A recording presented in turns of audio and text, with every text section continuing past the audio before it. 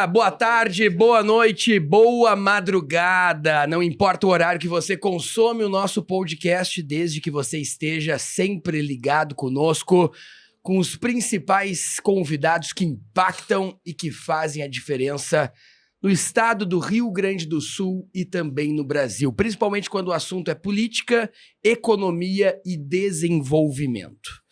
Hoje o nosso programa recebe um advogado protagonista em um processo que acontece neste momento com os municípios do Rio Grande do Sul através da privatização da Corsã. Ele é responsável pela explicação e aplicação jurídica do novo marco legal do saneamento. Mas o que você tem a ver com isso? Como isso impacta a nossa vida? É o que a gente vai descobrir hoje com o advogado Aloysio Zimmer.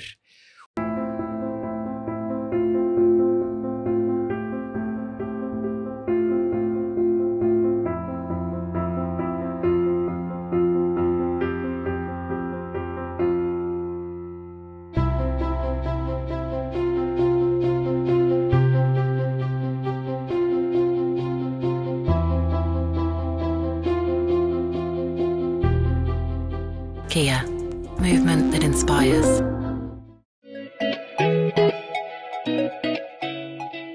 Sejam todos bem-vindos ao mais novo e completo complexo hoteleiro do Rio Grande do Sul, localizado no Centro Internacional de Arte e Cultura Humanista Recanto Maestro, na região central do Rio Grande do Sul e a poucos minutos de Santa Maria.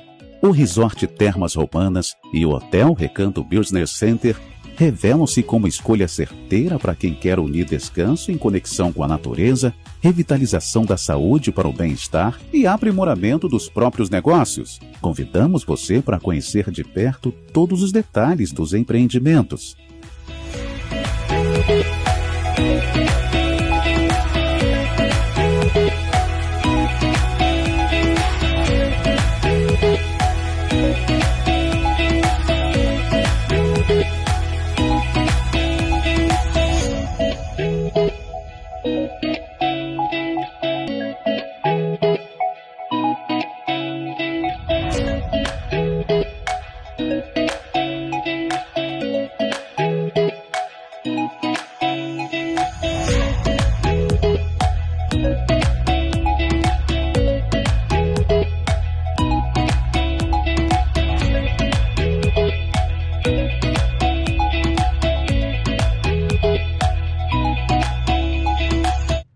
Se você também acredita que a educação é o principal caminho para transformar a realidade do nosso país, conheça o Sistema de Ensino Aprende Brasil.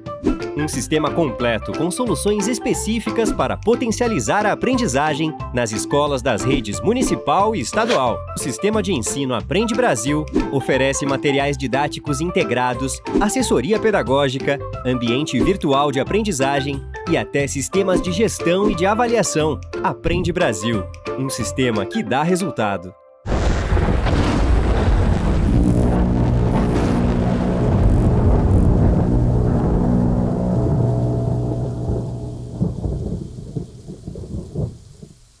O currículo do Aloysio é tão grande que eu fui buscar aqui no iPhone tudo que ele já fez dentro do mundo jurídico. Ele é doutor em Direito pela URGS, ele tem MBA em Saneamento Ambiental pela Fundação Escola de Sociologia e Política de São Paulo e também pela London School of Economics, mestre em Direito pela Universidade Federal aqui do Rio Grande do Sul, se formou também em Direito pela URGS, é palestrante, autor de muitos livros, destaco alguns aqui como a Lei Anticorrupção, uma coleção de soluções de direito administrativo. Também, recentemente, a sua última obra fala sobre o saneamento e a sua engrenagem, e o Aloysio Zimmer é o nosso convidado de hoje. Quando o convidado é muito qualificado, e nós teremos nessa segunda temporada somente convidados qualificados e os pré-candidatos ao governo do estado, Marcelo Damin, nós convidamos um terceiro elemento para nos ajudar a entrevistar e trazer também um conteúdo intelectual mais aprimorado, que é o presidente do Comitê de Ética do Governo do Estado, Dr. Armando Perin, que também passa a participar conosco nestas edições especiais, com convidados qualificados e com os pré-candidatos ao governo do estado. Damin, bom dia, boa tarde, boa noite e uma boa madrugada para quem nos acompanha nos horários alternativos da vida. Grande Voltaire, doutor Aloysio, obrigado pela presença, tá? Satisfação imensa estar te recebendo aqui.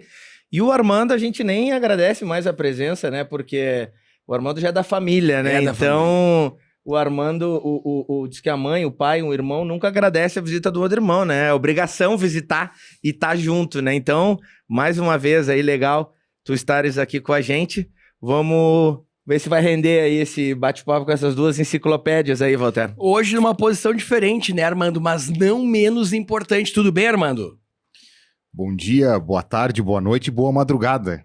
Adotando, então, essa saudação que é tão pertinente do programa, porque a gente nunca sabe em que horário as pessoas vão ouvir.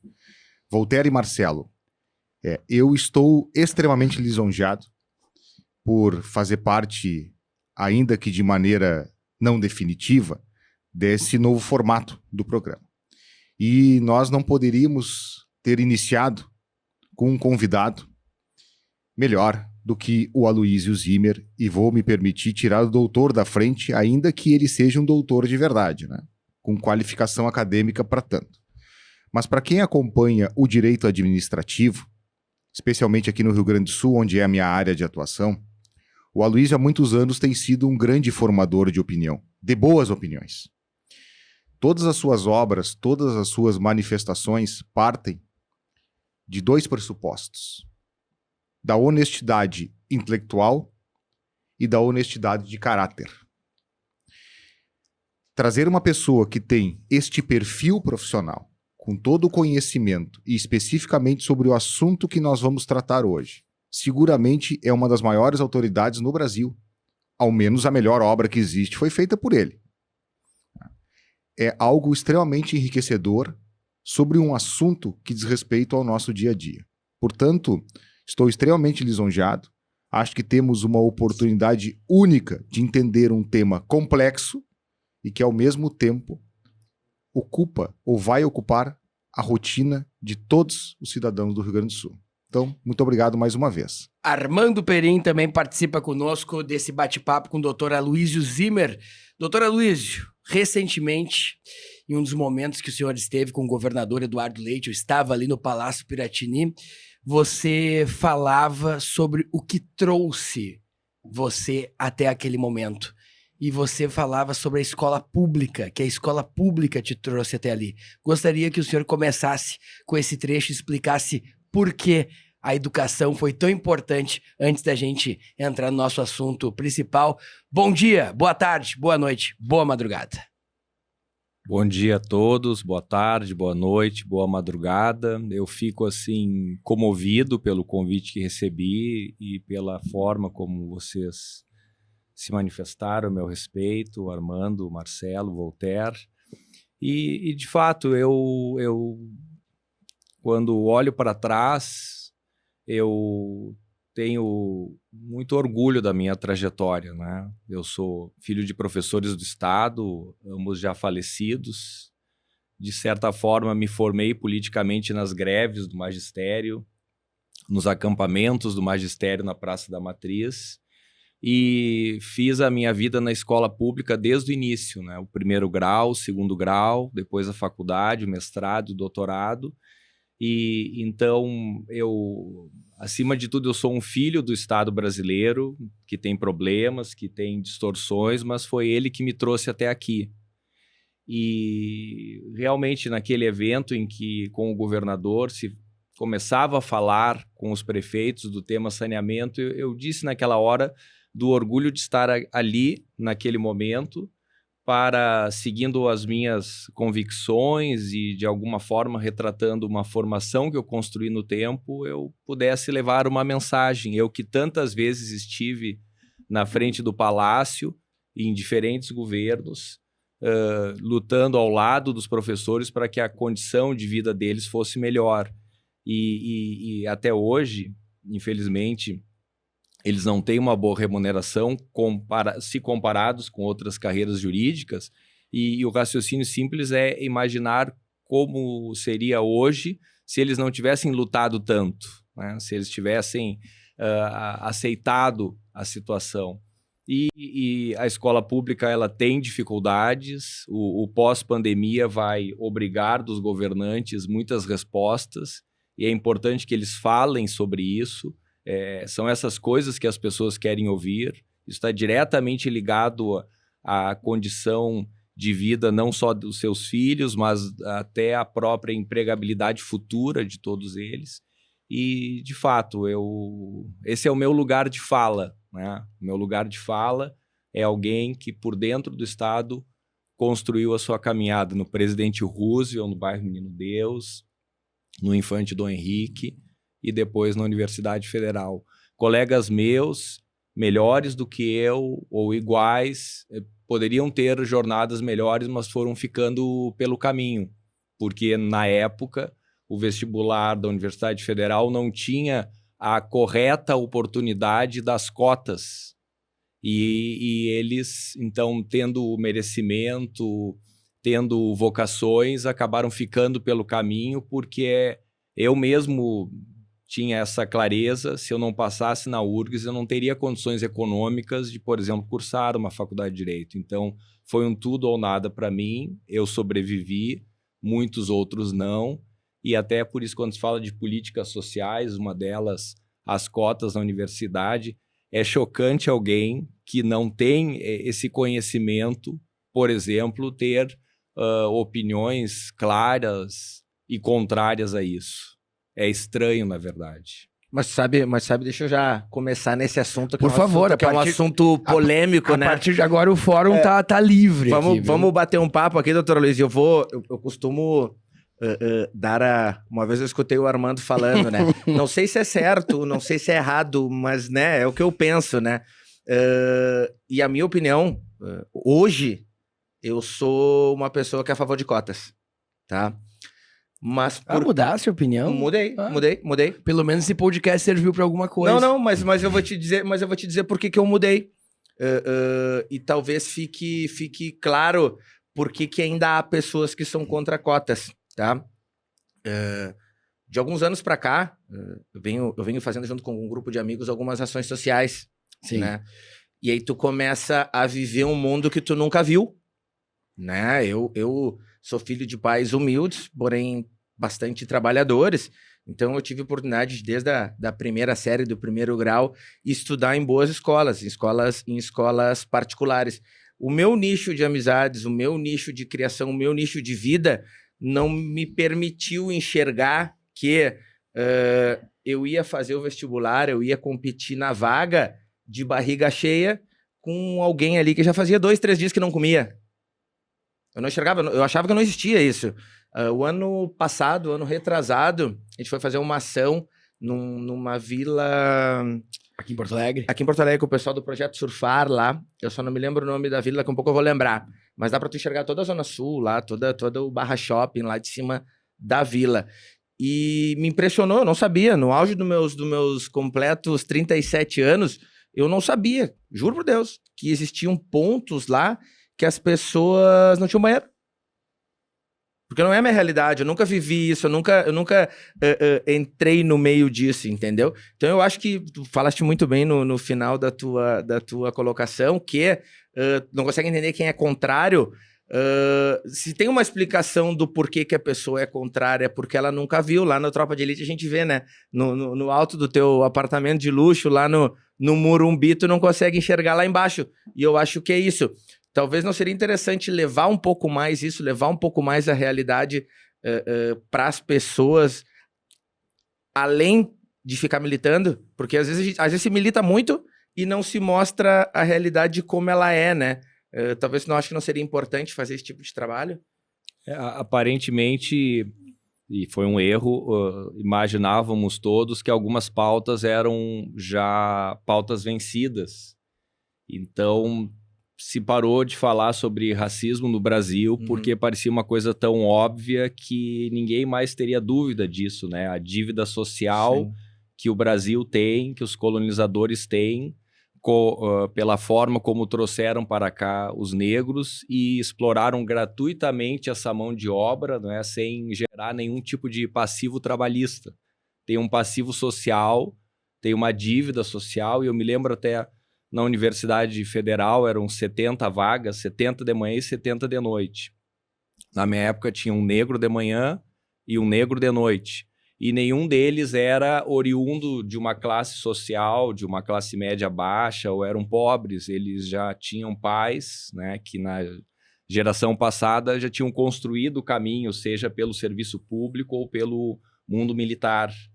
Então, mesmo os que estavam ali não eram verdadeiros representantes de uma maioria. Então, repito, temas como racismo, como homofobia, como a necessidade de abrir oportunidades e cotas, não apenas raciais, mas sociais na universidade, isso aparentemente era um tema vencido.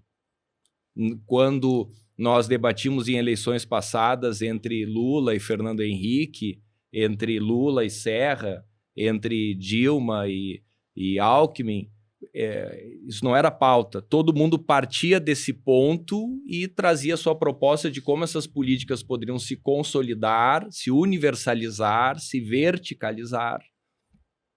O fato novo na política brasileira é que se começa a fazer votos negando isso.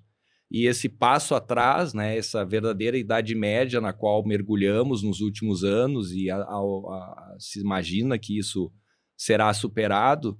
Então, tudo isso, tem toda a razão, nos coloca novamente na necessidade de reconstruir o argumento para cada uma dessas pautas, que são pautas vencidas, né, no mundo evoluído, no mundo acadêmico, no mundo social, em países que não são países autoritários, né, são convicções já universais.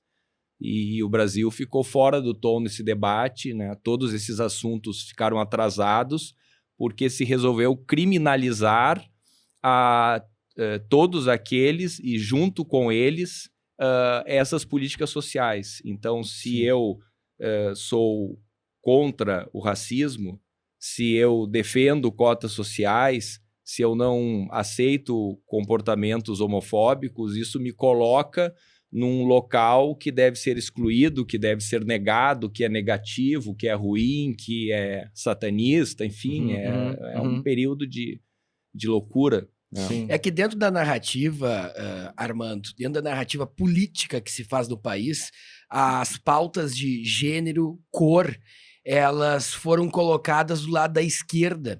E aí, dentro dessa narrativa de pregação de um satanismo de esquerda ou de um satanismo de determinado lado político, parece que defender essas pautas é tu ser petista, tu ser do PSOL, e não tem nada a ver com isso. Tu pode ter o teu pensamento à direita, centro, pregar o desenvolvimento e também ter... Acho que o nosso ex-governador, porque abre mão para um projeto maior, que a gente ainda não sabe qual é, o Eduardo Leite, talvez tenha sido um player que conseguiu dialogar. O Eduardo Leite é alguém de livre mercado, alguém a favor das privatizações, mas que ao mesmo tempo tem esse lado social, o lado do gênero, e que mostra que a gente não precisa colocar as pautas de gênero, as pautas de cor, de um lado só da política, né, Armando? Bom, a grande questão para mim até ela é anterior a tudo, né? Eu não vou ficar constrangido de falar sobre isso ao lado de uma autoridade. Mas, no fundo, a gente tem que perguntar qual é o papel do Estado. Para que serve o poder público? E eu já disse aqui numa oportunidade em que, na minha avaliação, o Estado só tem uma função: promover efetiva igualdade entre as pessoas. Efetiva mesmo.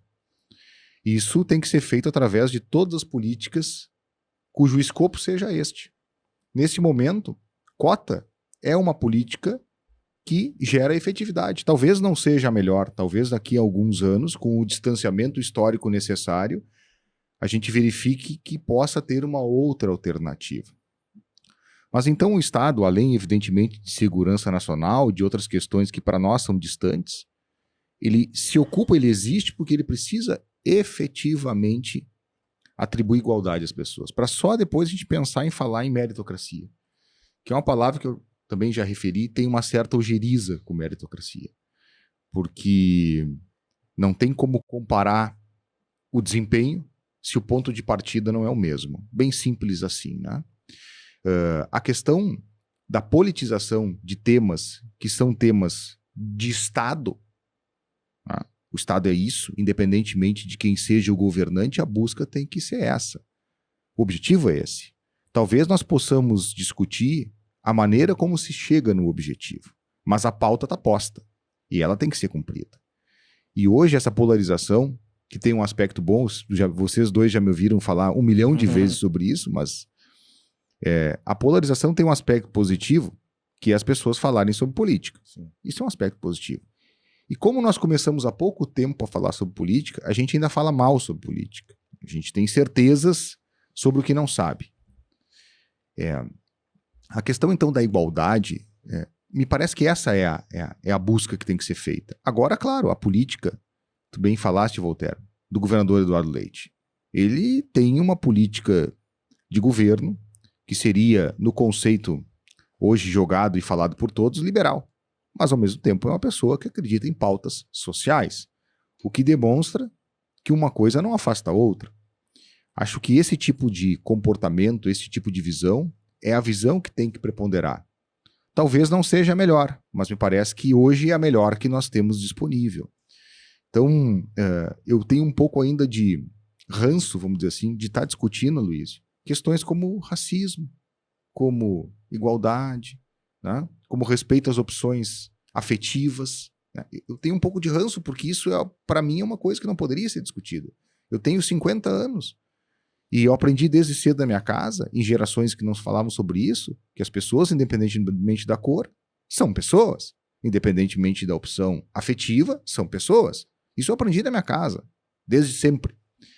E nós, 50 anos depois, ainda estamos discutindo isso como pauta do dia. Então, isso eu acho que mostra que nós não estamos bem. Se a pauta é essa, nós não estamos bem. A questão do racismo é que nem motor de maré, né? Tu acha que vai e quando vê ele pifa e tem que fazer um conserto e levar pra oficina de novo e jogar de novo o carro pra rua, né? Que coisa incrível isso aí. Inacreditável. Começamos muito bem aqui com o Dr. Aloysio, porque a trajetória que o Dr. Aloysio narra de sua trajetória de vida, ela tem tudo a ver com o momento que nós estamos passando na atualidade. É muito bom a gente refletir realmente sobre esse tema no começo aqui do podcast. Mas, Dr. Aloysio Zimmer, recentemente, o senhor foi colocado numa missão pelo governo do estado, justamente para tratar sobre o saneamento. Em dado momento, o governador Eduardo Leite aplicou uma política de que a Corsã renderia melhores frutos e conseguiria cumprir com o marco legal do saneamento, sendo privatizada. E aí, o teu escritório, a tua pessoa, foi a escolhida por conduzir esse processo jurídico com os municípios, com o governo do estado e com a Corsã. Ou seja, o Dr. Aloysio Zimmer é o advogado que está por dentro desta instrumentalização da privatização da Corsã, dialogando com os municípios ao lado do governo do estado, ao lado da Corsã. Como começa esse processo na tua vida, Aloysio? E como está no momento? Bom, eu tinha uma caminhada anterior no tema, né, porque em 2013 o meu doutorado foi especificamente sobre o tema saneamento, porque na época o assunto parecia que ia enfrentar uma espécie de virada, de ponto de virada, em função de verdadeiramente um novo marco, a Lei 11.445 de 2007. Então, em 2007 eu comecei o doutorado, concluí um tempo depois, porque se imaginava, a partir daquele momento, um novo desenho para esta política pública. E, de novo, voltamos no tema política pública. Porque tem muitos brasileiros que não têm acesso à água. Tem muitos brasileiros, muito mais do que se imagina, que não têm acesso à coleta e o tratamento de esgoto. Tem muitos brasileiros que morrem nos alagamentos, isso é problema de drenagem. E tem muitos brasileiros que vivem no meio do lixo. E o tema dos resíduos sólidos, a partir da 11.445 de 2007, passa a também fazer parte do amplo conceito de saneamento. Água, esgoto, drenagem, resíduos sólidos. Se imaginava já naquela época, uma potencial transição do modelo. Todos os estados tinham algo muito parecido com a Corsã, com nomes diferentes. Em São Paulo, a Sabesp, aqui a Corsã, mas em cada estado do Brasil a ideia era a mesma. Uma companhia estadual com boa parte dos municípios vinculados a ela, um desenho que foi construído durante o regime militar, a ideia de que esta centralização do sistema funcionaria melhor.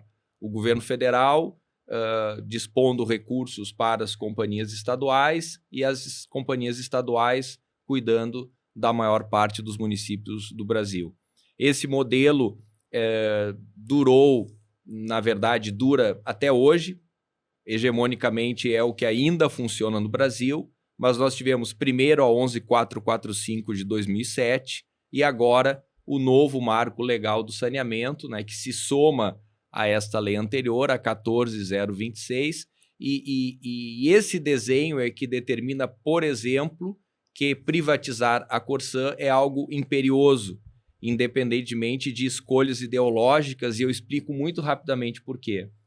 O novo marco, quando olha para a Corsã e para as diferentes Corsãs que existem no Brasil, diz o seguinte: você, Corsã, que tem contratos com os municípios, a maioria dos contratos que a Corsã tem com os municípios, com data para terminar entre 2033 e 2034, a grande maioria desses contratos terminam por essa época. Eles, daqui para frente, diz o novo marco, não poderiam mais ser renovados. Indica que a Corsã, a partir do novo marco, entra numa lógica de contagem regressiva. Na medida em que nós vamos chegando perto de 2033 e 2034, esses contratos vão terminando e todos eles precisam ser licitados. E a Corsã precisaria se organizar ou não, né, para participar dessas licitações. Então, ela entrou numa lógica de contagem regressiva. E o que é pior, os contratos terminariam entre 2033 e 2034 e o mesmo novo marco estabelece para o ano de 2033 que se atinja em todos os municípios 99% de acesso à água potável, 90% de coleta e tratamento de esgoto, quando boa parte do estado do Rio Grande do Sul tem 0% de tratamento e coleta de esgoto, né? Temos que chegar a 90% em 2033 e temos 0% em quase todos os municípios do estado do Rio Grande do Sul. Essa aqui é a verdade, né?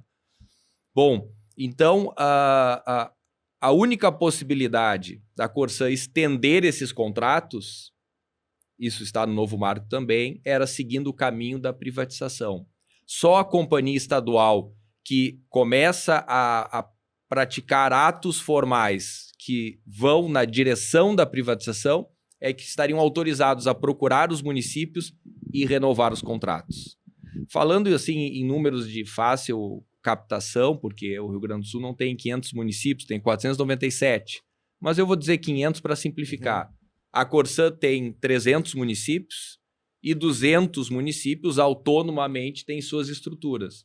Todos estes 497 precisam atingir essas metas até 2033. Então, pequenos municípios isolados no estado, vou dar um exemplo onde nasceu meu pai, em Vale Real, perto de Feliz. Feliz é da Corsã, Vale Real não é de ninguém. Vale Real é de si mesmo, Livramento é de si mesmo, Bagé é de si mesmo, São Leopoldo, Caxias, São Gabriel, Uruguaiana. Então eu tenho municípios que têm estruturas próprias, alguns com eficiência econômica, outros extremamente deficitários e sem capacidade econômica de responder por essas metas até 2033. Estes 200 têm um desafio que precisam enfrentar sozinhos. Outros 300, sob o guarda-chuva da Corsã, estariam ou podem continuar protegidos por este coletivo por uma companhia que se organizou, então, para, provavelmente no mês de julho, passar por esta privatização. Para isso, procurou os municípios buscando a renovação dos contratos, propondo para estes municípios um racional de investimentos para, em 2033, atingir as metas que estão estabelecidas pelo novo marco. Uma caminhada que foi difícil, pela complexidade do tema e por muitas vozes discordantes. Tem as vozes que discordam da privatização da Corsã, mas muitos não leram a lei dizendo, olha, mas se a Corsã não privatizar, ela vai morrer. Então, para que ela continue existindo, inclusive para seus trabalhadores, inclusive para os que lá trabalham, ela precisa buscar um parceiro privado que tenha capacidade econômico-financeira para fazer os investimentos necessários e atender às metas estabelecidas. Então, existem as vozes discordantes que são contra a privatização. Existem as vozes discordantes que querem que os municípios rompam seus contratos com a Corsã para que tornem-se também produtos no mercado para outras empresas de menor ou maior porte que podem, em tese, ter interesse também de entrar no Rio Grande do Sul e rivalizar com a Corsã.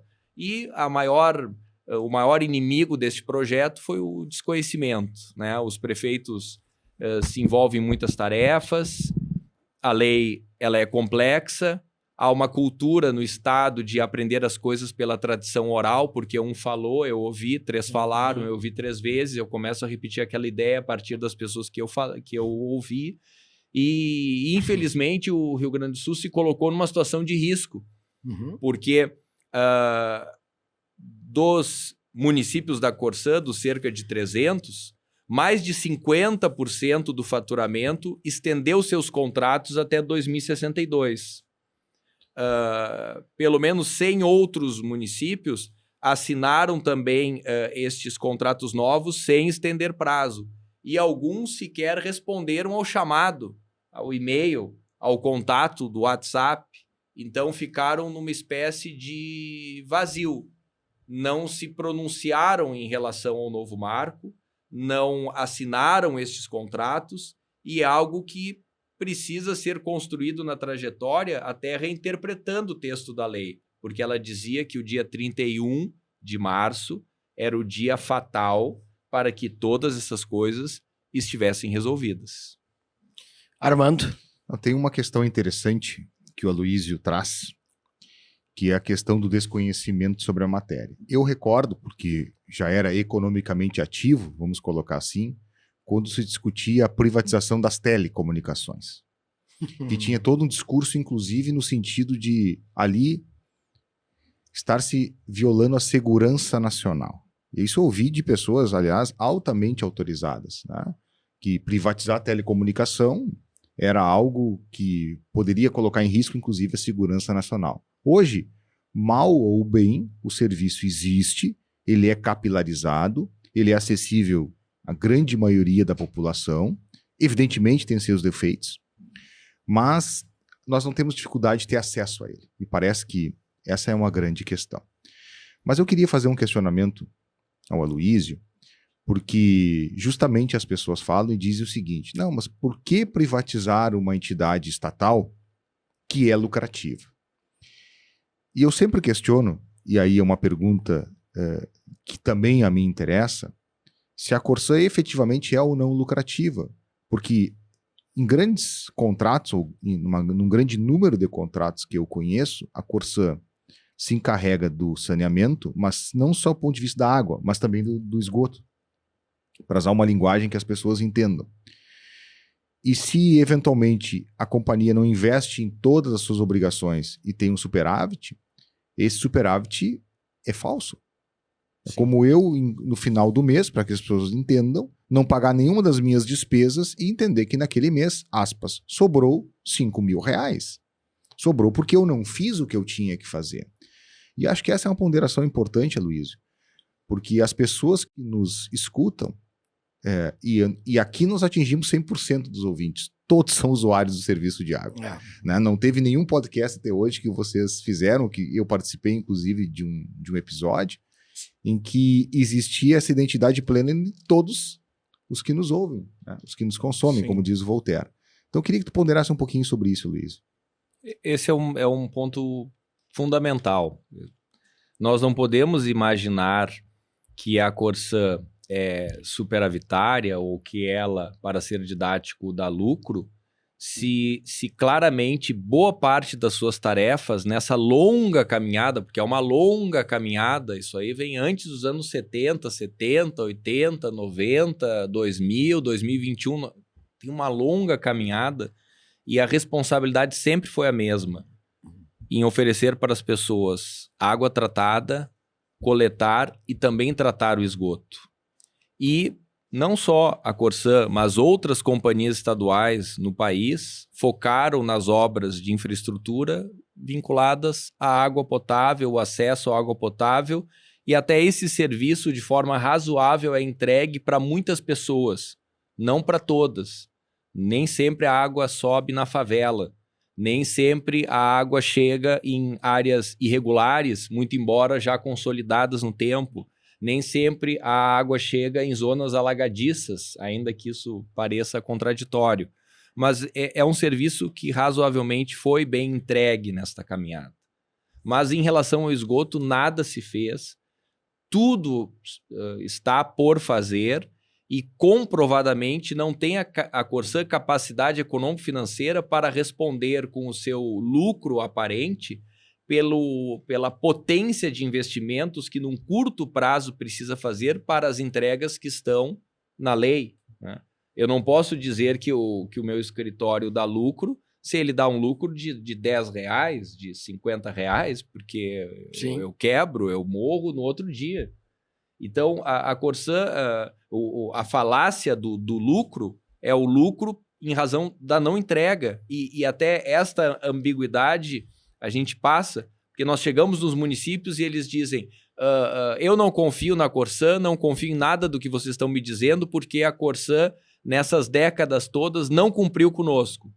E eu disse assim, tens toda a razão. Por isso ela está sendo privatizada. Ela precisa melhorar a sua governança, ela precisa aprender com a curva de conhecimento, a curva de aprendizado que os operadores privados tiveram nesse tempo, inclusive com novas soluções tecnológicas e potência financeira para repensar o seu modelo. É mudar a governança, qualificar-se e buscar recursos de um parceiro privado para responder por essas demandas. Então a gente diz, você tem razão, a Corsã fez coisas boas, mas falhou em muitos aspectos. Agora existe uma lei para ser cumprida que colocou metas ambiciosas para o ano de 2033. E a vida das pessoas vai melhorar se pelo menos nós chegarmos perto disso. Então, do ponto de vista da população, importa pouco se o operador é público ou é privado. A política pública tem que ser desenhada pelo Estado. A política pública tem que ser construída pela democracia, pelas leis. Agora, quem lá na ponta, quem tem o contato direto, ser público ou privado, para a população, pouco importa. Pouco importa. E o fato é o seguinte, né? As hegemonias políticas se sucedem, democraticamente o atual presidente foi eleito, esta lei ela foi gestada dentro deste governo, né? Numa combinação entre Câmara dos Deputados e Senado, e ela é uma lei com viés privatizante. Ela não é uma lei diferente. Então, como sobreviver num contexto em que a lei aponta para essa direção? Existem várias formas de negacionismo. Lutar contra isso, construir uma narrativa de não privatizar a Corsã, quando a lei diz que a única forma que ela tem de sobreviver, estendendo contratos para além de 2033, é privatizando, é trabalhar com uma narrativa de negacionismo. Aí eu ataco os negacionistas de um lado e fico cultivando os meus próprios negacionismos. Então esse é um caso muito evidente. Mas sabe que a questão das privatizações, pelo que eu vejo, pelo que eu escuto do povo, vamos dizer assim, é que é a incerteza do não aumento. Tá? Eu acho que o que a gente escuta vai aumentar. Mas e aí, como é que fica? Será que se não fosse feito um trabalho de... Diz a tarifa, aumentar a água, a luz? Porque eu acho que é o maior medo das pessoas, é tipo assim, beleza, vai vir uma empresa aqui e vai explorar. Esses caras vão visar lucro, esses caras vão aumentar preço. Eu acho que a população fica com mais medo quando se privatiza alguma coisa. Porque se tu disser, ó, vamos privatizar e vai baixar 1%, acho que tu já tem o povo todo do teu lado. Se tu disser, vamos privatizar, o serviço vai ser melhor e vai continuar o mesmo preço, tu tem o povo todo do teu lado. Agora, se tu disser assim, eu vou te dar um serviço 5 vezes melhor, mas vai aumentar 1%, acho que tu já cria inimigos. É o que pelo menos é o que eu vejo, né? O povo não quer que aumente. Eu não sei qual que é a ideia também de privatização. A tarifa da Corsã é uma das mais altas do país. Se não a mais alta atualmente, é uma das mais altas, né? Então ela tem um problema de recursos humanos que tem que ser enfrentado, né? A CE é um exemplo interessante. A CE, a nova companhia Equatorial, assumiu a CE e fez um PDV. 50% dos trabalhadores aderiram a este PDV. Cabe uma reflexão aqui. Por que 50% das pessoas aderiram a um PDV que era pouco sedutor, que era bem humilde? Então, qual era o nível de engajamento destes trabalhadores com a empresa, a vontade de acordar cedo, cumprir sua jornada de trabalho, responder pelas demandas, se 50% foi embora? Se 50% foi embora, eu diria que esses 50% há algum tempo já não queriam mais estar lá. E muitos talvez nem estivessem mais lá. Sim. Essa é uma verdade que, independente de ideologias, e eu fico muito confortável por falar isso, inclusive depois de tudo que eu falei no início desse programa. Claro que sim. Claro então que eu me sim. sinto muito confortável para falar. Claro que a Equatorial está vivendo uma transição, a transição é difícil, mas também a luz falta, porque tu tem décadas de uma infraestrutura sucateada. E realmente foi uma surpresa para a empresa que metade dos trabalhadores foi embora. Então tu perde inteligências, tu perde uma história, isso precisa ser recuperado. E no caso da Corsã, não será diferente. Agora, ela precisa de recursos e precisa aprender com a inteligência de operadores privados para, num curto espaço de tempo, se organizar e responder por essas metas. Porque também tem o seguinte, a Corsã atual perderia os contratos bem antes de 2003, porque o novo marco diz isso. Agora uma agência reguladora nacional, junto com as agências reguladoras estaduais, todos terão agora o compromisso de fiscalizar o cumprimento dessas metas.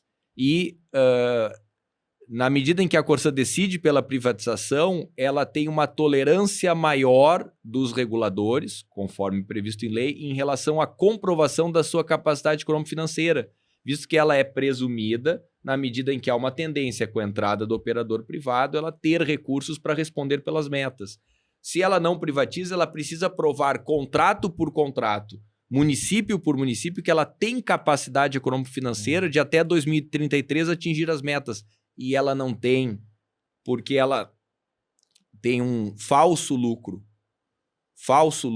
porque boa parte das suas tarefas ela não cumpriu e não tem condições de cumprir, pelo menos em relação às metas que estão colocadas no novo marco. Aloysio, o que o senhor diria para aquele prefeito que nesse momento não assinou o termo aditivo para privatizar a Corsã e para se adequar ao novo marco, ao novo marco legal? O que vai acontecer com esse município? Né? O prefeito tem mais alguns anos neste mandato. O que o senhor diria para esse prefeito que simplesmente não assinou? É contra a privatização, seja por viés ideológico ou por não ter pleno conhecimento de como vai funcionar, e ele não assinou o aditivo, porque isso é uma realidade que atinge ainda muitos municípios. Sim. A lei fala de um prazo de 180 dias, dando consequência ao silêncio. Aqueles que receberam a proposta da Corsã e em 180 dias nada disserem, e esse prazo já está por terminar, automaticamente... É o famoso quem concorda permanece sentado. Automaticamente eles estarão aderindo ao projeto Corsã, e talvez alguns, justamente de forma silenciosa, tenham aderido sem nada ter dito. É quase um quem cala consente. É, exatamente. Então a lei prevê essa ferramenta e, enfim, o prazo está passando. Tem outros 100 municípios que responderam à Corsã com uma minuta que não foi a minuta proposta pela Corsã. Eles debateram internamente nas associações e mandaram essa minuta. Bom, a Corsã concorda com 95% do que está escrito lá. Não concorda com 5%.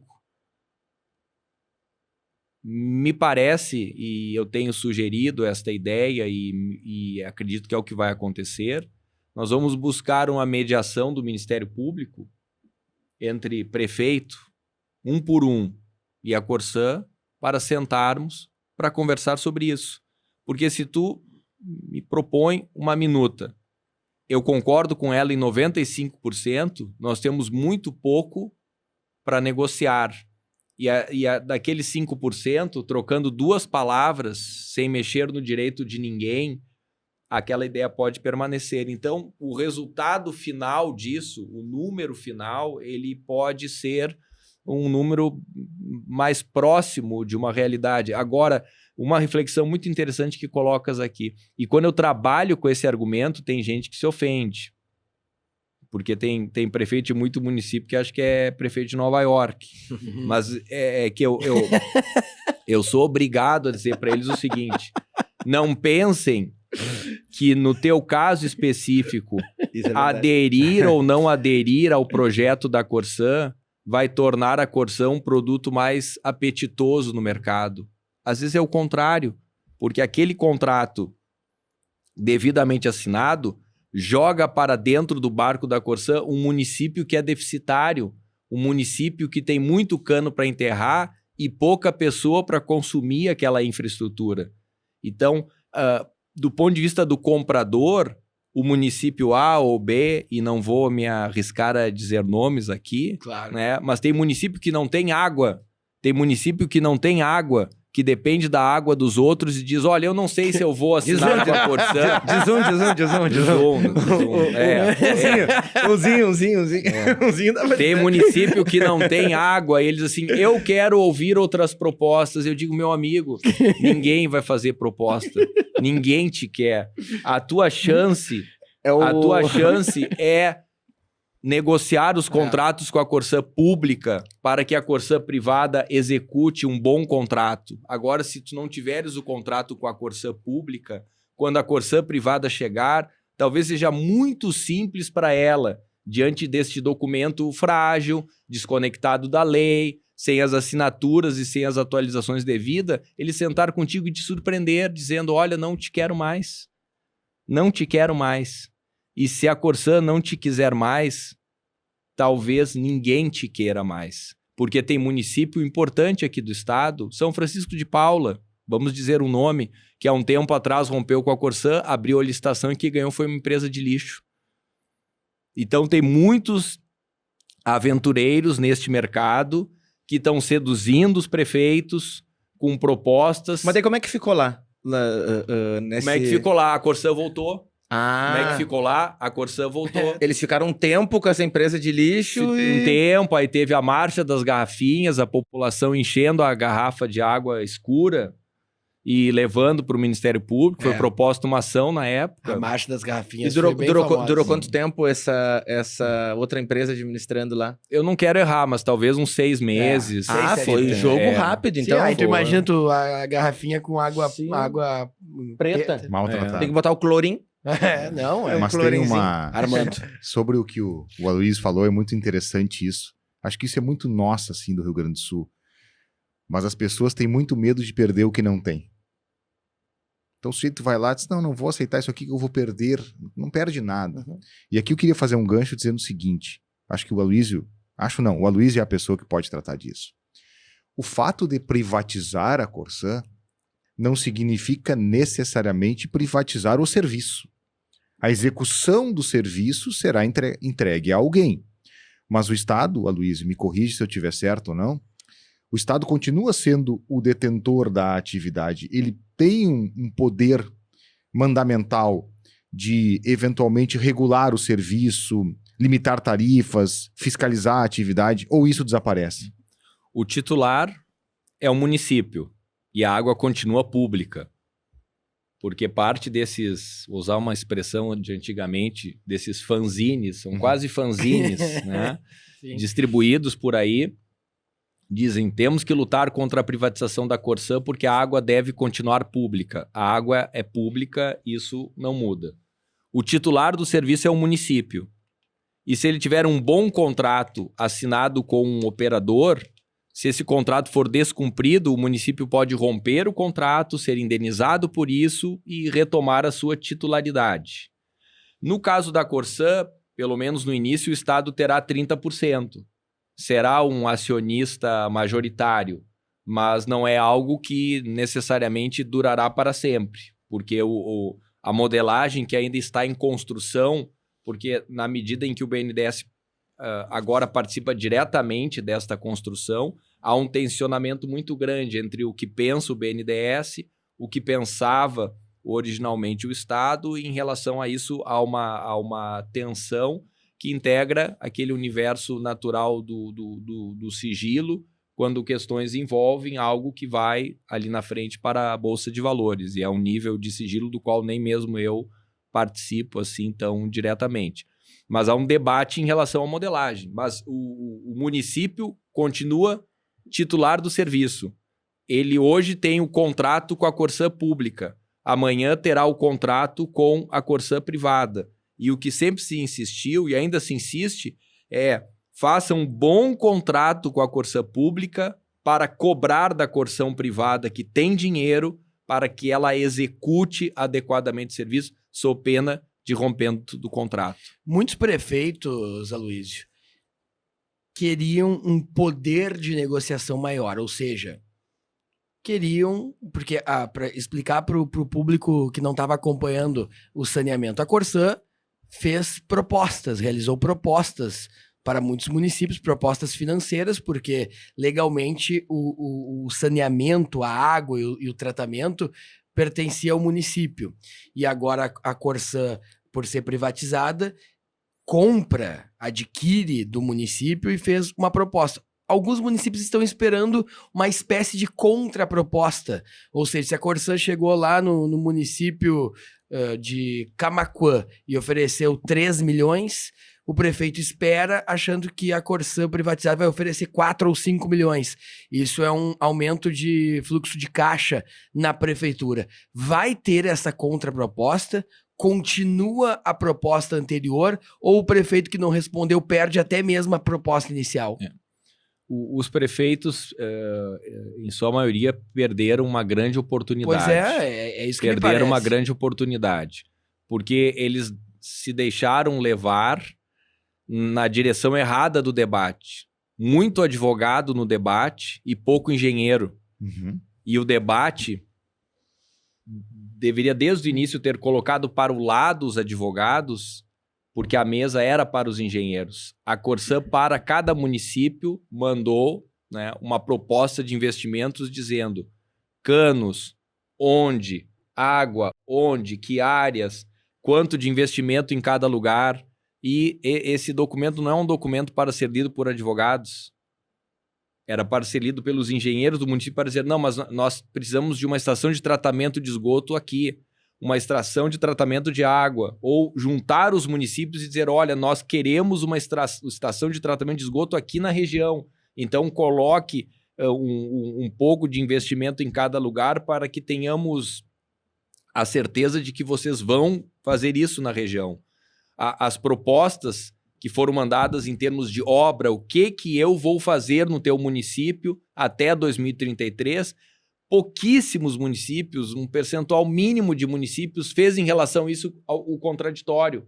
Ficaram debatendo, não, vamos esperar o julgamento das ADIs no STF. O que o STF, o que o STF disse? O marco legal do saneamento é esse aí. Não, vamos esperar agora as dezenas de ações populares que estão sendo propostas pelo Sindiáguas, todas derrotadas. Não, vamos esperar agora as investigações que o Ministério Público abriu em relação à contratação das diferentes consultorias, não só o meu caso, que estão trabalhando nesse projeto. todas as investigações arquivadas. Então, as investigações arquivadas, as ações populares estão sendo derrotadas, né? Os textos são os mesmos, mudando de cidade. Depois era um debate, precisa ou não da autorização da lei municipal. Então, assim, armadilhas jurídicas e aliás, esse é um ponto importante. A FAMURS, em um primeiro momento, disse, não assinem, que eu vou estudar este assunto e vou me posicionar. Então, ficou esta ideia do ninguém assina, porque a FAMURS disse para esperar. Depois, a FAMURS surge para dizer, olha, de tanto estudar, concluí que cada um é um caso, então não vou me manifestar.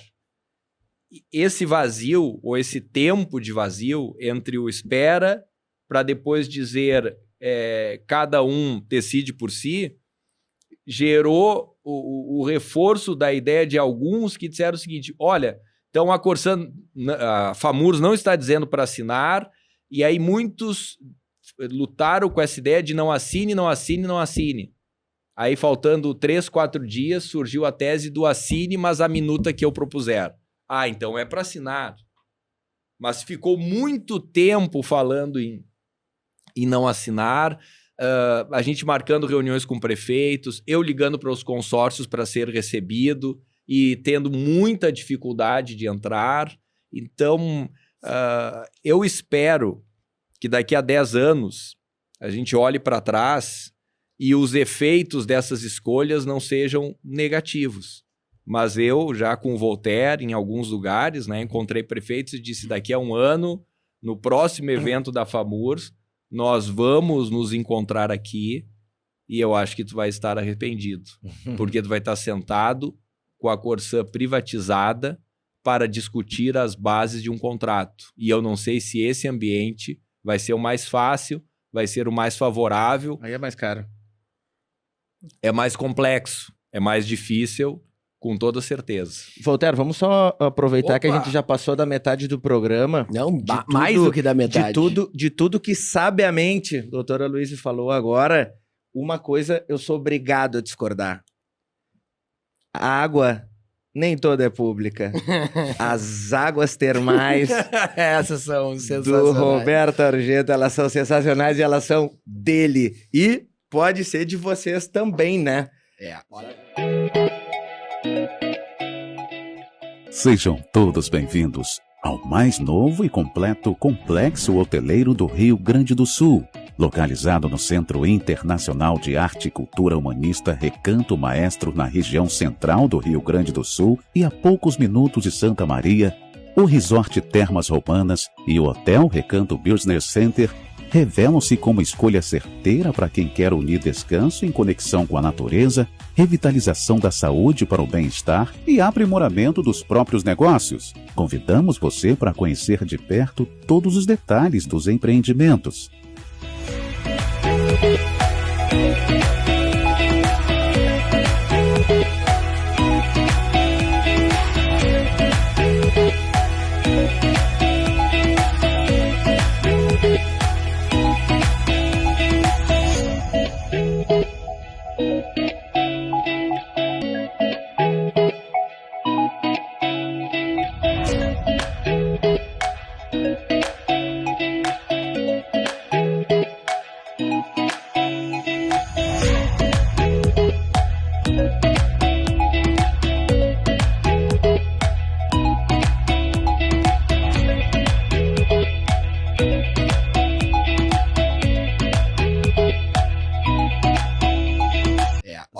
Termas Romanas Resort realmente maravilhoso, né, Voltaire? Várias pessoas, deixa eu fazer um comentário aqui.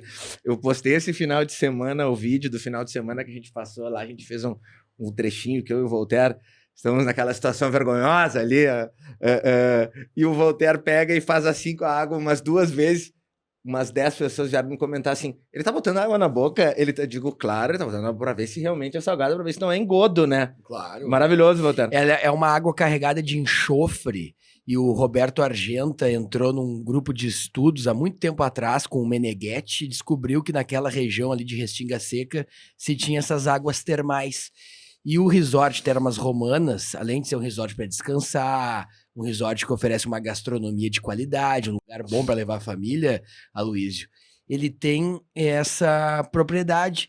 Então, tu toma banho nessa água, que é uma água muito quente, uma água natural, salgada, e os estudiosos dizem que são águas medicinais que nos recuperam de estresse, de algumas dores musculares que, porventura, a pessoa possa sentir, como é o teu caso, que pratica muita academia, do Armando, que pode estar com uma dor no bíceps, né? E ali tu recupera aquela dor.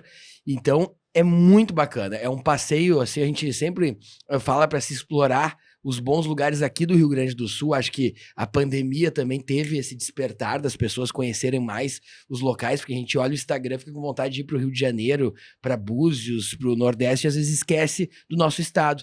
Então, doutora Luiz, quando tu puderes, com a família, vá no resort. A gente consegue bons descontos lá com o seu Roberto Argento. E olha como a gente é legal, Voltaire. O governador trouxe para o Luiz uma água que estressa. E a gente trouxe para ele uma que desestressa.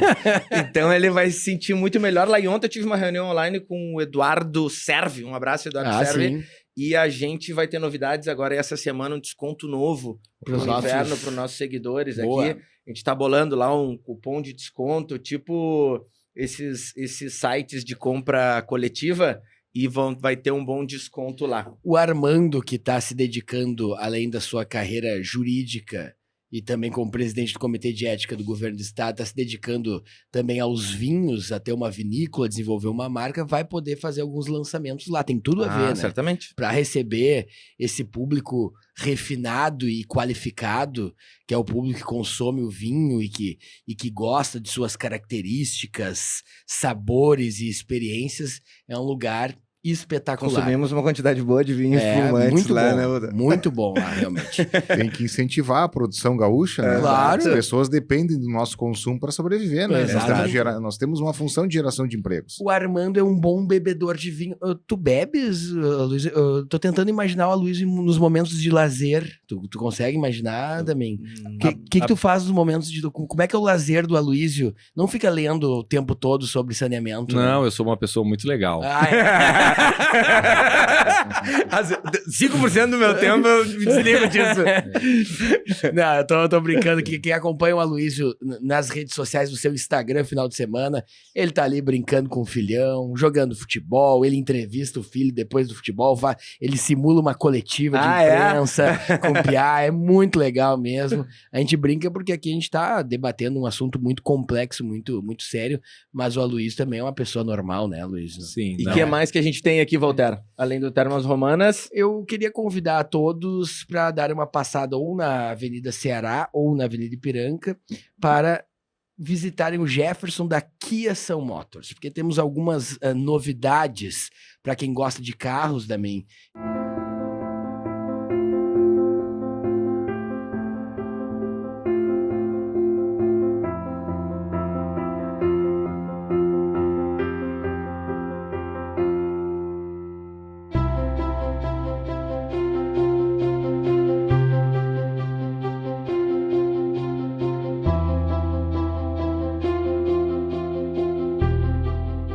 Kia, movement that inspires.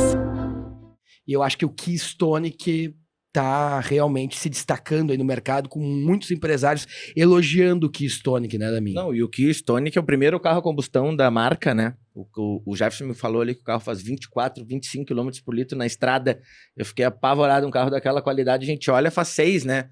O teu faz quanto, Armando? 5? Parei de contar. O Armando investiu num posto, entrou de estados de gasolina, e o Stone que, principalmente para quem pega a estrada, né? Os políticos que estão em campanha aí, tem um carro que faz 24, 25 km por litro. Né? Um carro bonito, maravilhoso, né? é o carro do homem, né? É um carro bom pro Aloysio. O dono da empresa anda com esse carro, então a gente já sabe, né? O Aloysio gostaria desse carro, porque como ele vai ter que viajar muitos municípios para negociar o contrato da Corsan, é um carro seguro e ao mesmo tempo elegante, né? Porque no interior tem isso também, o cara chega com um carro elegante, já é meio caminho andado, né? Eu acho que o Aloysio ia ficar bem no Stone que no azul. Aquele azul com o teto preto. Embora ele goste mais do vermelho, viu? Então tamo junto. Ele é um colorado quase fanático, né? Justo. Do Grêmio eu seco até ressonância magnética. Ó, o jogador se lesionou no treino, aí eu ligo o rádio 6 horas pra ver se morreu, se vai fazer quimioterapia, é isso aí. Foi secado. Não, impressionante. Embora, né, o Inter mais uma vez patinando, né, no começo do Brasileiro, o que é normal, né, Luiz? O Inter sempre patina no começo das competições, né? Ontem era um jogo especialmente difícil, mas eu acredito, tem uma tendência, assim, não era pelos difícil, meus era impossível, cálculos, né? Nós vamos ganhar esse Brasileiro com uns 10 pontos de vantagem. Olhando assim, com distanciamento normal. Né? Tenho certeza. E acho difícil que o Grêmio suba. Eu acho que mais otimista que o Aloysio, só o padre do balão, né? O Grêmio já tem que preparar aquela equipe jurídica para aprender a subir de novo em 11º, como ele fez aquela primeira vez. Né? O tapetão, o verdadeiro tapetão. Quem tem idade lembra disso. Tapetão. Não, eu caio atirando, né? Não tem. O meu momento é péssimo. Né? Estamos na expectativa. Entrevistamos semana passada o genro do Romildo, que é pré-candidato a deputado estadual. Ele é vizinho do Romildo e casado com a filha do Romildo. Portanto, é uma pessoa com informações privilegiadas, né? E a expectativa é que nessa ou na próxima semana teremos anúncios aí, porque possivelmente o Romildo Bolzan será o pré-candidato ao governo do estado. E ele pelo voltou PDT. a aparecer, né? Lembra que ele tava meio recluso lá e agora Ele tá já com a foi voz lá um pouco baixa, Zagallo. mas porque ele é um gestor muito discreto, né, Luiz? Eu acho muito difícil que ele faça essa escolha, eu vou me surpreender muito. Tu achas que ele não vai ao governo? Eu vou ficar muito surpreso, porque como a gente, né, tem essa vivência na política, mas também no futebol, o futebol é uma paixão especial, né? Então ficaria muito difícil ele, apesar de todas as vitórias que ele teve no Grêmio, que é inegável, né, mas deixar o Grêmio neste momento na segunda divisão para olhar nos olhos do eleitor, pedir a confiança dele e que ele merece esse crescimento, atingir esse ápice, vai ficar uma coisa muito estranha.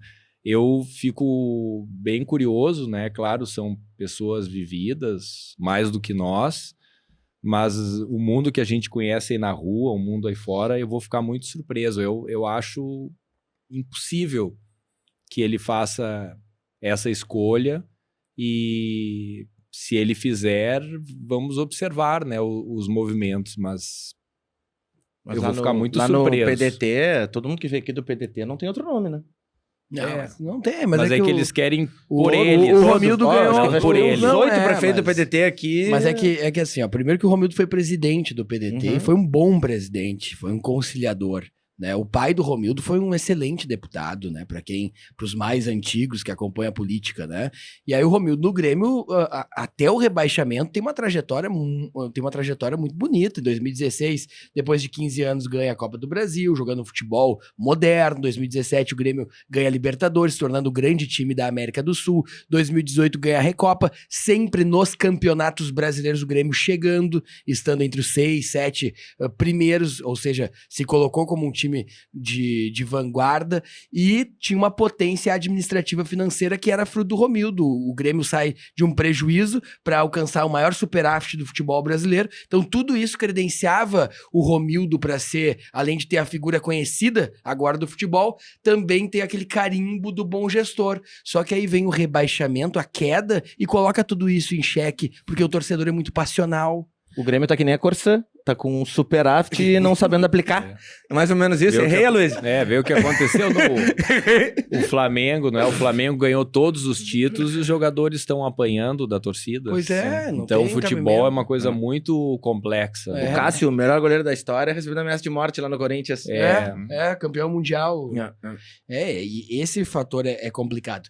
Eu quero saudar também, além das termas romanas, do resort Termas Romanas. E da Kia Sam Motors. E além da Kia Sam Motors, a entrada de 2 anunciantes que estão entrando agora para a segunda temporada, e que ao longo da temporada a gente vai ter comerciais aqui rodando, mas o primeiro é a Positivo. Se você também acredita que a educação é o principal caminho para transformar a realidade do nosso país, Conheça o Sistema de Ensino Aprende Brasil. Um sistema completo com soluções específicas para potencializar a aprendizagem nas escolas das redes municipal e estadual. O Sistema de Ensino Aprende Brasil oferece materiais didáticos integrados, assessoria pedagógica, ambiente virtual de aprendizagem e até sistemas de gestão e de avaliação. Aprende Brasil, um sistema que dá resultado. A Positivo é uma marca qualificadíssima de educação e distribuição de material escolar, de inovação, que trabalha pela qualificação dos gestores na área de educação, uma marca super reconhecida em todo o Brasil, tem uma grande empresa em Curitiba, mas trabalha com prefeituras de todo o Brasil, e a Positivo enxerga nesse podcast uma chance de dialogar com gestores e com players que possam levar o nome da Positivo ainda mais longe. E a Positivo também enxerga nesse espaço uma possibilidade de um aprofundamento dos debates educacionais aqui no país. Então a Positivo, ao longo da temporada, vai indicar bons palestrantes para estarem aqui na mesa debatendo conosco e também vai ofertar seu trabalho, suas ofertas aqui com as prefeituras, com o meio público e com o meio privado. E a outra empresa que eu quero saudar, mandar um abraço para todos, uma empresa de gestão interna que é a Undoc.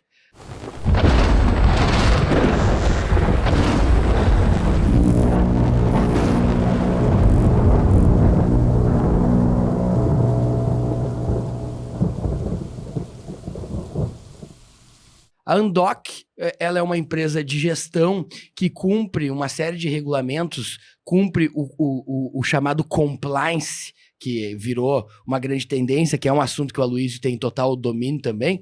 E a Undoc é uma ferramenta de gestão. Por exemplo, a prefeitura trabalha com compras, tá? Então, lá na Secretaria de Compras, o servidor precisa fazer uma reforma dentro da prefeitura.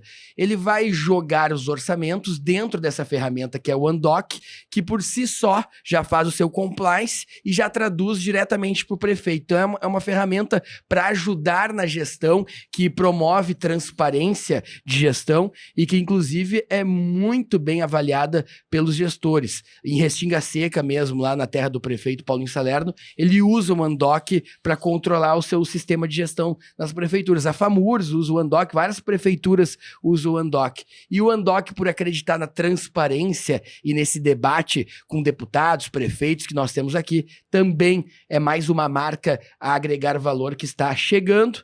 A gente não colocou ainda o comercial, porque estamos nos últimos ajustes ainda, mas vai estar nessa segunda temporada, que é uma segunda temporada mais voltada ao ano eleitoral, né? Acho até quando o programa for ao ar, já vai ter um vídeo, dá para passar o vídeo aí. É verdade, esse que é o detalhe. A gente tá chegando no final aqui, Damião, eu queria só fazer uma rodada final com todo mundo, porque o ano é eleitoral. E aí eu vou começar pelo Armando, vou pro Aloysio, depois a gente repassa aqui nossa opinião. Aloysio, primeiro, muito obrigado pelas explicações sobre Corsã, ficou bem claro, né? Acho que os prefeitos vão lhe procurar depois desse programa para aprofundar esse debate. Mas, como ano eleitoral, eu quero encerrar com vocês. Aloysio, vamos conseguir fugir da polarização em âmbito nacional? Vai ser realmente ou Lula ou Bolsonaro, ou vai ter espaço para um debate de uma outra via? Bom, nós precisamos ainda esperar que a terceira via coloque a carta na mesa. Ainda acredito que exista tempo para isso, mas, número 1, precisam escolher o nome e precisam apoiar este nome. Então, nós não podemos ter esta terceira via contaminada pela terceira, pela quarta, pela quinta, pela sexta via. Se eles conseguirem um nome, além de, claro, Ciro Gomes não desistirá mais, mas pelo menos um novo nome, muitos de nós, né, torcem pelo ex-governador Eduardo Leite, para que ele seja uma destas opções. Eu penso que, com apoio do MDB, do União Brasil, do PSDB, talvez até do PSD, né, esse grupo ainda teria algo a dizer para roubar uma das vagas no segundo turno. Armando Perim. Olha, eu espero que tenha uma terceira via. Realmente espero. Hoje eu não identifico quem seria, mas também comungo da opinião do Aloysio e tenho muita expectativa no nosso ex-governador Eduardo Leite. Acho que Penso todos que nós ele- aqui, é, né? eu Tirando, penso- tirando da minha, que acho que todos nós gostamos muito do governador. Eu penso Não, que... não, para. Vamos deixar claro isso aqui, porque Well, essa polêmica aqui... Desculpa interromper, mas os bolsonaristas não grande, gostam do governador. eu concordo Mas- contigo. É? A questão é, que fique bem claro, não gosto do Eduardo Leite. O Voltaire, Tô o provocando Voltaire, ele debate. usa uma tática extremista de colocar palavras na boca das pessoas. Né? Então vamos deixar claro. Talvez não concorde com o modelo de A gestão. minha opinião sobre o Eduardo Leite foi que teve uma atitude ruim para mim como empresário, tá? Fechando a minha empresa, que eu achei péssimo, tá? E aí eu tô advogando em causa própria. E eu acho que ele vai ser a melhor segunda opção dessa eleição. Eu acho que não dá tempo de se construir. Eu acho que, para quem não vota no Lula, a segunda opção é o Eduardo Leite. Para quem não vota no Bolsonaro, a segunda opção é o Eduardo Leite. Não dá tempo de chegar lá nas eleições e ele ser a primeira opção. Então, o Aloysio falou muito bem. Se ele for pro segundo turno, e eu tinha te comentado isso, ele tem grande chance. Eu penso o seguinte... Mas acho que não dá tempo. Pro Armando encerrar com propriedade, eu só penso o seguinte: quando o Eduardo Leite passar a entrar na nossa televisão, no nosso almoço, na nossa janta e no nosso café da manhã, com as inserções obrigatórias que nós temos do debate eleitoral, ele vai subir de 5% a 20% pelo tom moderado, pela agenda moderna. Tchê, eu confio que esse nosso guri de Pelotas aqui... Mas depois do ataque que eu sofri de graça aqui do meu Não, parceiro não, aqui, não. prossiga, Não, Armando. Eu até fico feliz de saber que tu não é mais um Não. bolsonarista. Não, eu nunca fui bolsonarista. Ué? Foi uma opção. Tu também votou no Bolsonaro, então tu é bolsonarista também. Eu não votei no Bolsonaro. Votou em quem? Eu- No Lula, então tu é lulista. Não, eu no primeiro turno votei no Ciro Gomes. Então tu é Ciro Gomista. Não, Ué? eu não faço essa- parte, eu não faço parte de definições como E por que eu faço? como essa narrativa está pregando, né? Que é quase uma divisão. Instalaram praticamente um muro no país, né? Um muro de Berlim, e aí metade do país bota a camiseta da seleção brasileira, outra do MST. Eu acho que eu posso usar um branquinho, né? Como tá, um bordô, um azul, né? Eu tô querendo uma via que melhore a vida do meu Então país. tu é Eduardo Leitista. Não, eu quero uma via, eu quero poder debater política e não debater salvadores da pátria. Não quer debater Messias. Exato. Eu quero debater projetos, né? Mas só para encerrar a minha participação, ao menos, o Eduardo Leite chega também com um histórico de realizações. Gostando ou não, o Estado deu um salto positivo. Claro que tem muito a ser feito, sempre tem. O Estado do Rio Grande do Sul é um estado especialmente problemático, com problemas estruturais gigantes. Mas ele foi um bom governador. Eu também discordo que, em relação a algumas medidas restritivas, acho que foi rigoroso demais. Mas eu também tenho essa percepção depois que passou, né? No meio da crise, é aquela frase que eu acho ótima, que experiência é aquilo que tu adquire 1 minuto depois de ter precisado dela. Tá? Ninguém sabia o que fazer. Ele pelo menos fez. Uhum. Tinha um projeto. Passa o tempo, com distanciamento histórico, eu identifico, não foi a melhor solução. Concordo que não foi. Mas não sei se naquele momento a opinião ou a decisão de ser um pouco mais restritivo parecia ser a mais segura. Mas, de novo, acho que fez, tem entregas. Isso eu acho uma coisa importante. E também gosto muito de quem não tem o discurso do ódio. Acho que ele não constrói absolutamente nada. Eu sou, por criação, um democrata. Tá? Por mais que eu tenha uma profunda convicção de que o outro não está correto. Mas eu respeito a opinião, realmente respeito. Né? E eu acho que o Eduardo Leite carrega valores que me fazem ter contato com ele. Identificação. Eu me identifico com a maneira como ele trabalha. Ele é um sujeito que respeita, que constrói os diálogos e que faz entregas.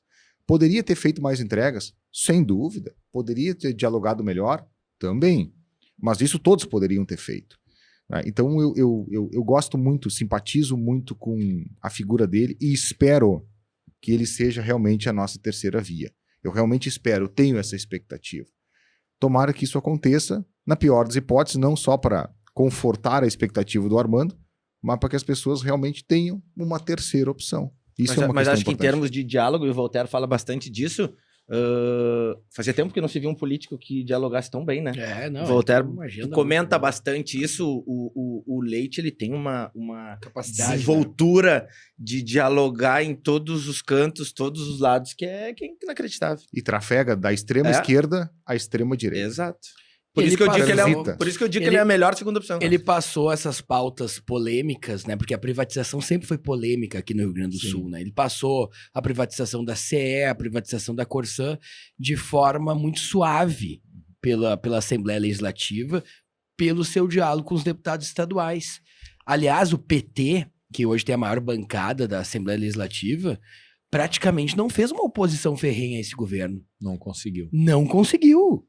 É algo assim que, inclusive, a ala mais fervorosa do PT cobra muito dos deputados estaduais, né? Em alguns momentos, até pessoas ligadas ao Lula mandavam um recado aqui pro Rio Grande do Sul. Vem cá, vocês têm a maior bancada de deputados e esse menino tá voando solto. Esse menino pode, daqui a pouco, tirar o Lula do segundo turno. Mas por que não teve essa oposição? Porque não teve grandes motivos. Eu não tô aqui dizendo que o Eduardo é um cara nota 1000 e nota 10. Eu não ganho nada do Eduardo Leite. Nunca fiz campanha pra ele. Não tenho nenhum cargo no Até governo. porque nota 10 nem nós mesmos, né? Mas assim, tem como. parece assim que a gente tá defendendo em causa própria. Eu não tenho nenhum interesse com o Eduardo Leite. O meu interesse é na análise política da construção. E me parece que ele foi um bom governador. Embora, e aí é um assunto que o Aloysio gosta muito, penso que na educação faltou debate e aprimoramento nessa gestão. Nós, hoje, aqui no Rio Grande do Sul, terra que já foi governada pelo Brizola, por exemplo, somos o último estado a ter alunos em turno integral, que é uma teoria do CIEPs, mas que é uma teoria num cenário de vulnerabilidade social, de muita miséria. Nunca se precisou tanto de uma escola integral para formar um cidadão.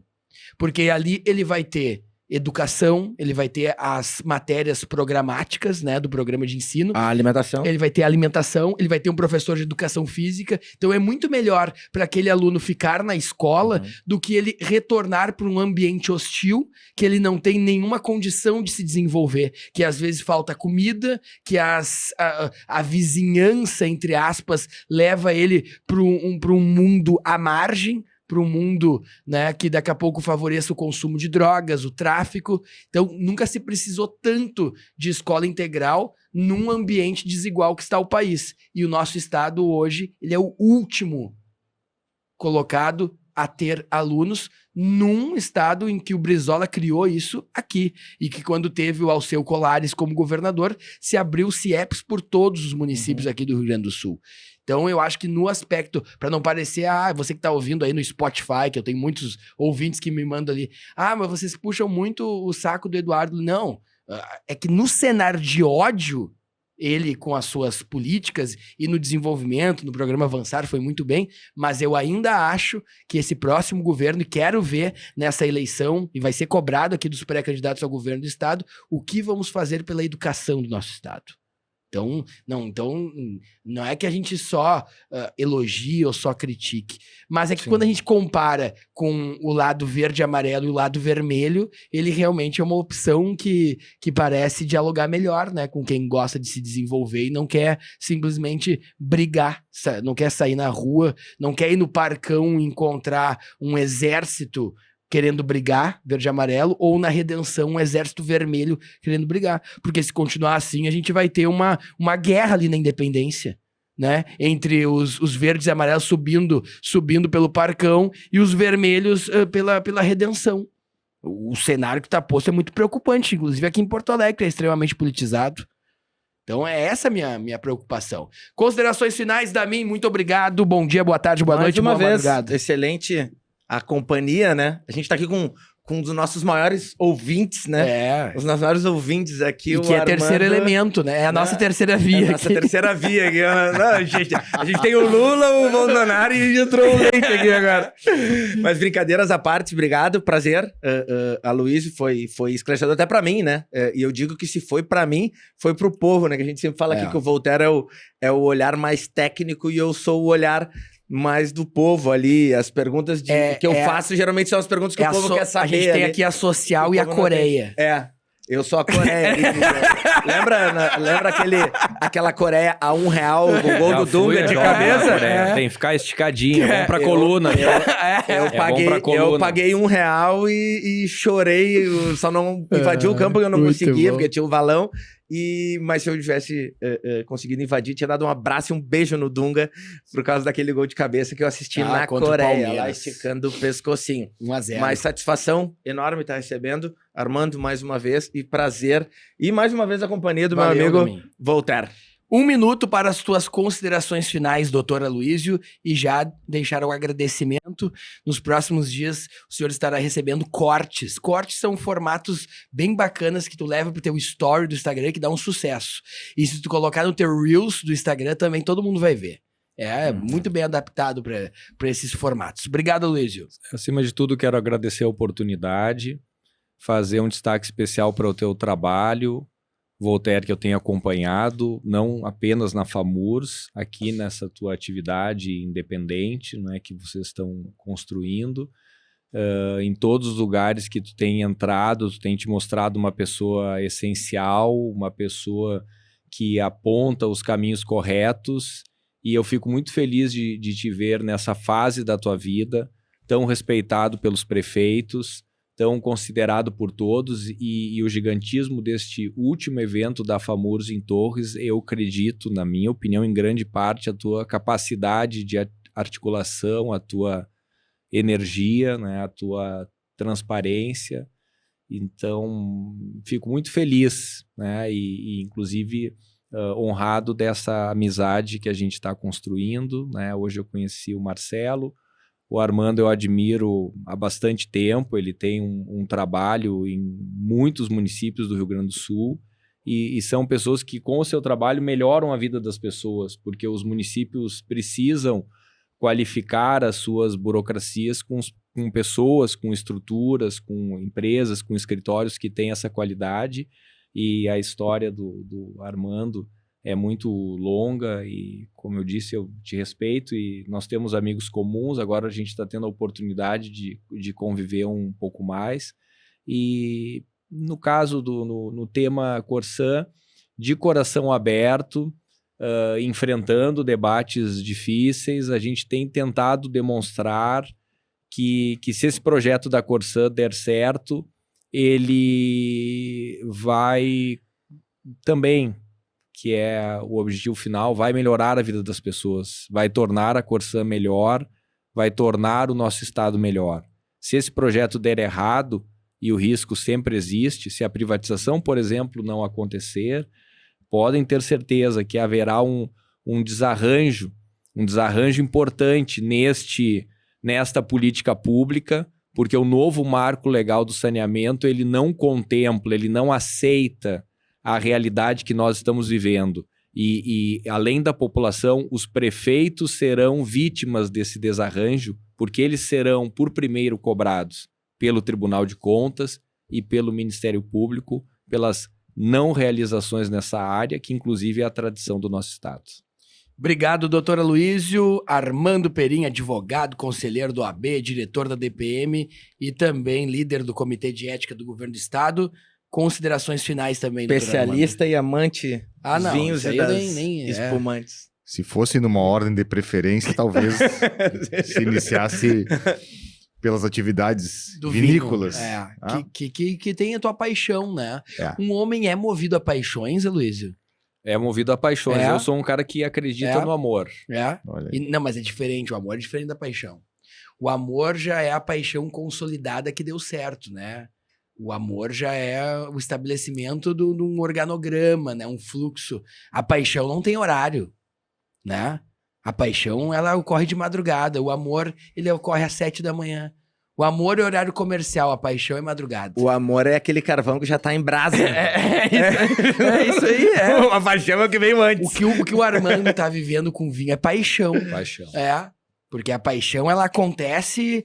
A paixão, ela atropela o teu calendário. Ela faz tu desmarcar compromissos que talvez tu não poderia desmarcar e jogar pra outros horários. Não, o que eu O estou amor- vivendo com vinho é paixão. O Armando é amor já, ó. Não, eu acho que é paixão. É um amor apaixonado. Ah, Mas falar da minha satisfação imensa e primeiro me senti honrado pelo convite e me senti distinguido pelas palavras do Aloysio, que é um profissional que há muito tempo eu admiro. Isso não é figura de linguagem, porque não falaria se não fosse verdade. Sabe por quê?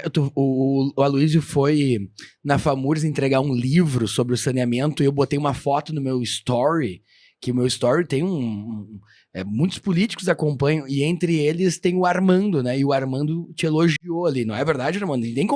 Nós não combinamos nada disso, né? E te elogiou bastante ali, né? Mas dizer que lá no escritório, quando hoje nós fizermos uma publicação aqui, espero que a gente faça do que aconteceu, muitos colegas meus vão dizer o seguinte, mas tu conhece o Aloysio? E eu vou exibidamente dizer, sim, meu amigo. Claro! Né? Porque isso também me eleva a um nível superior. Mas dizer que a obra do Aloysio é uma obra muito densa, muito sólida e muito séria. E todos que trabalham com direito público obrigatoriamente passam por ela, para estudar, para aprender, para fazer a reflexão. Então me sinto muito honrado mesmo, Aloysio, estar aqui ao teu lado hoje. Nós precisamos de pessoas sérias que aceitem trabalhos, né, mas que levem isso com seriedade, né? E como essa é uma filosofia de vida que nós temos no escritório há muito tempo, há 57 anos, eu herdei isso, me formei com homens antigos que acreditavam nos valores que hoje, às vezes, faz tanta falta na sociedade, né? Os valores antigos, né? E identifico em ti exatamente o mesmo proceder, né? Então, o preciosismo intelectual, a decência na maneira como conduz o trabalho. Então, para mim, é muito gratificante estar do lado de um craque na minha área, na área jurídica, como o Aloysio. Então, agradecer ao Marcelo, a você, Voltaire, por mais essa excelente oportunidade de crescer como pessoa. Doutor Aloysio, doutor Armando, Marcelo Damin, Voltaire Santos, em nome da Kia Sun Motors, das Termas Romanas, lá em Restinga Seca, da OneDoc, Sistema de Gestão, e do Grupo Positivo de Educação, nós encerramos mais este episódio que você confere no nosso canal do YouTube. O canal no YouTube é Podcast Eu Com Isso.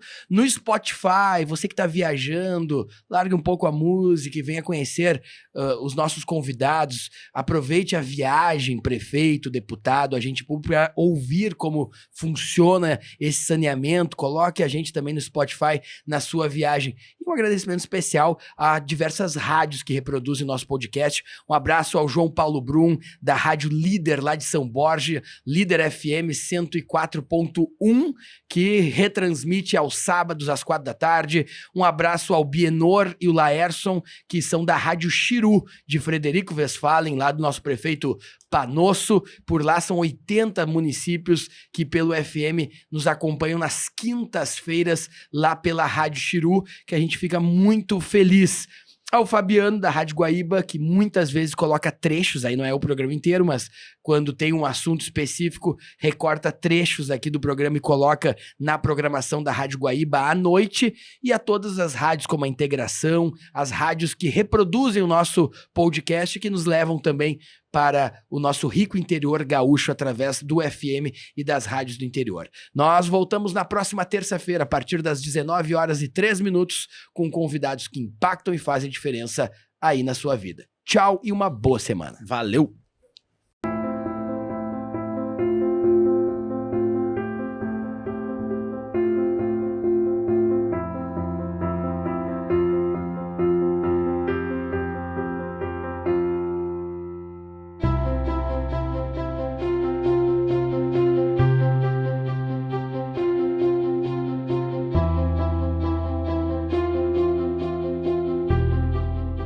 Kia, movement that inspires.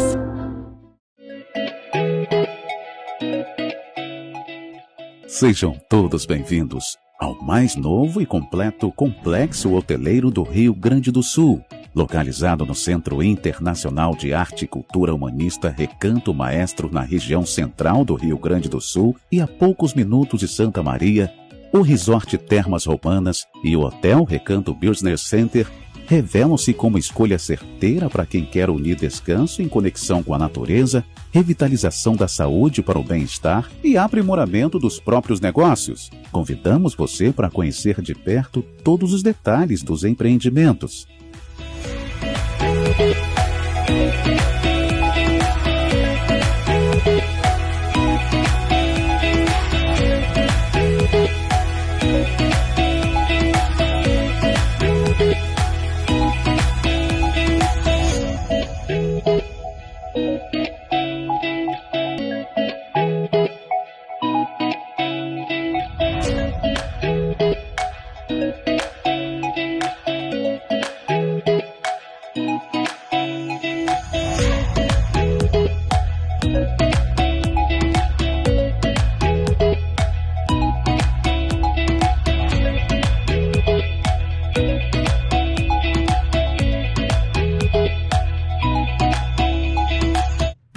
Se você também acredita que a educação é o principal caminho para transformar a realidade do nosso país, conheça o Sistema de Ensino Aprende Brasil.